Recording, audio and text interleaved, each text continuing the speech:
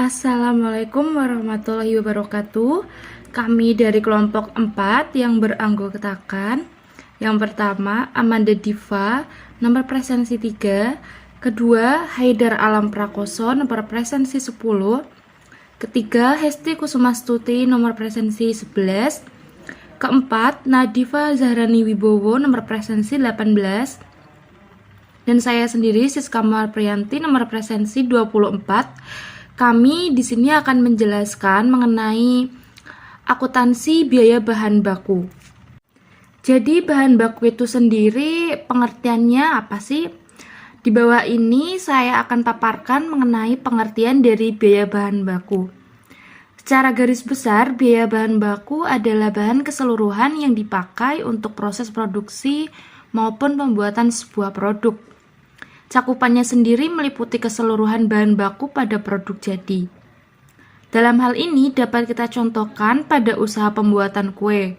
Maka biaya bahan baku yang termasuk di sini adalah biaya pembelian tepung, minyak, tapioka, dan lain sebagainya. Termasuk pula biaya pendukung lainnya seperti biaya pengangkutan maupun penyimpanan dari bahan baku tersebut. Kemudian ada metode pencatatan bahan baku. Dalam metode pencatatan bahan baku terdapat dua metode. Yang pertama ada metode fisik dan metode mutasi persediaan. Yang pertama ada metode fisik. Dalam metode ini pembelian bahan baku dicatat, sedangkan mutasi berkurangnya bahan baku tidak dicatat untuk mengetahui bahan baku yang diperoleh. Harus menghitung persediaan bahan baku di gudang pada akhir periode akuntansi.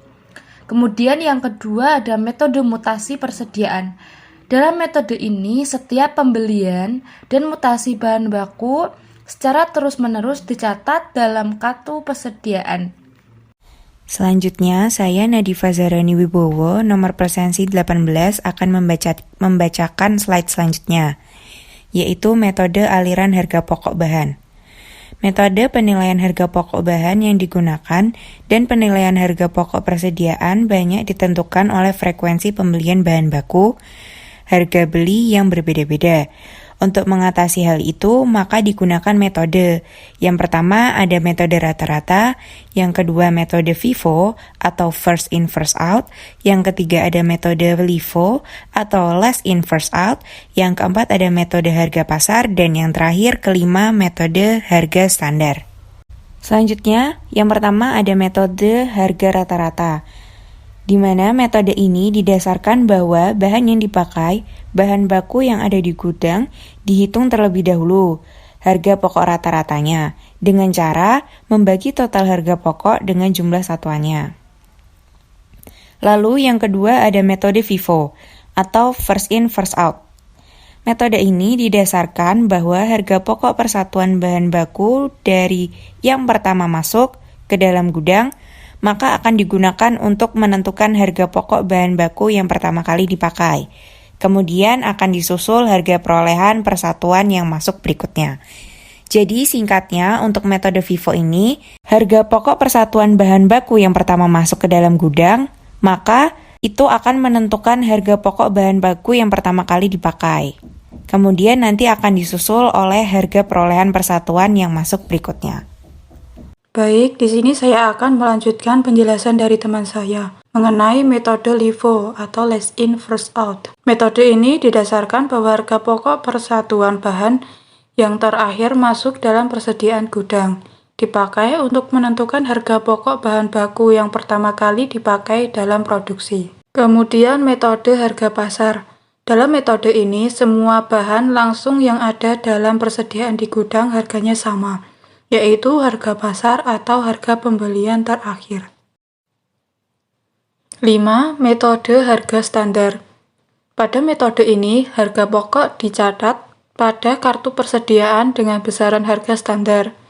Harga ini merupakan perkiraan dari harga yang akan dikeluarkan nanti.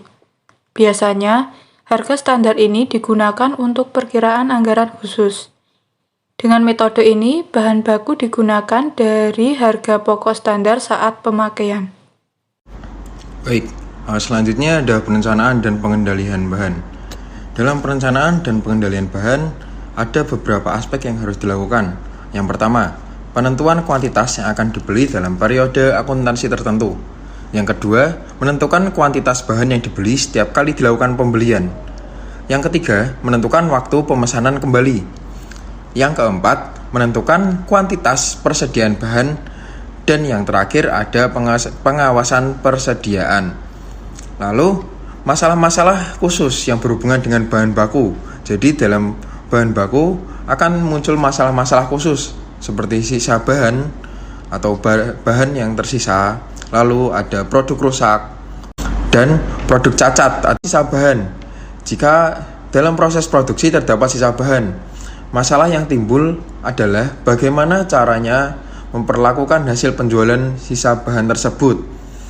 Ada 3, yaitu yang pertama, pengurang biaya bahan baku yang dipakai dalam pesanan yang menghasilkan sisa bahan.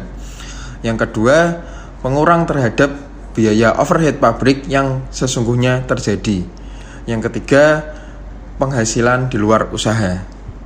Baik, untuk materi selanjutnya ada perlakuan produk rusak. Produk rusak adalah produk yang tidak memenuhi standar mutu yang telah ditetapkan, yang secara ekonomis tidak dapat diperbaiki menjadi produk yang baik.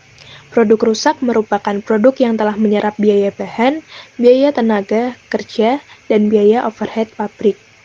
Perlakuan terhadap produk rusak adalah tergantung dari sifat dan sebab terjadinya.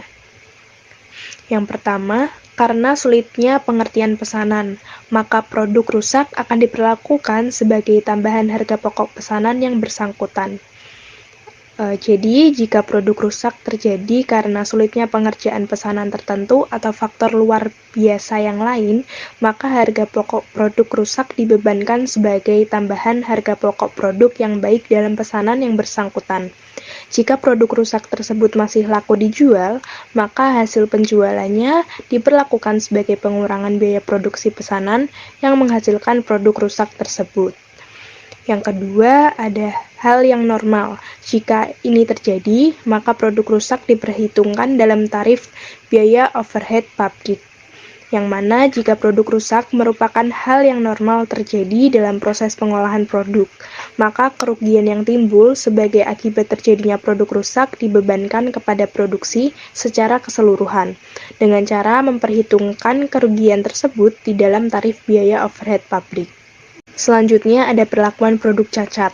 Produk cacat adalah produk yang tidak memenuhi standar mutu yang telah ditentukan, tetapi dengan mengeluarkan biaya pengerjaan kembali untuk memperbaikinya, produk tersebut secara ekonomis dapat disempurnakan lagi menjadi produk yang baik.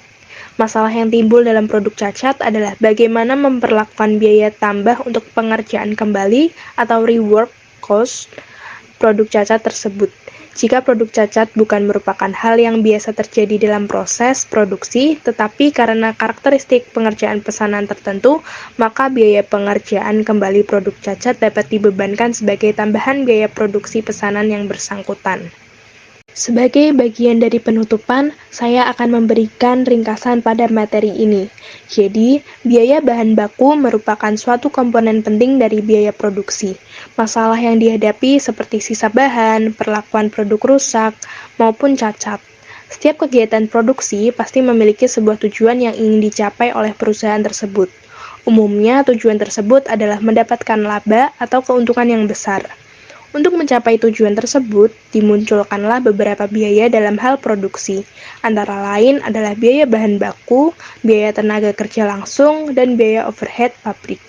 Metode dalam biaya bahan baku meliputi, yang pertama, metode pencatatan bahan baku yang terdiri dari metode fisik dan metode mutasi persediaan.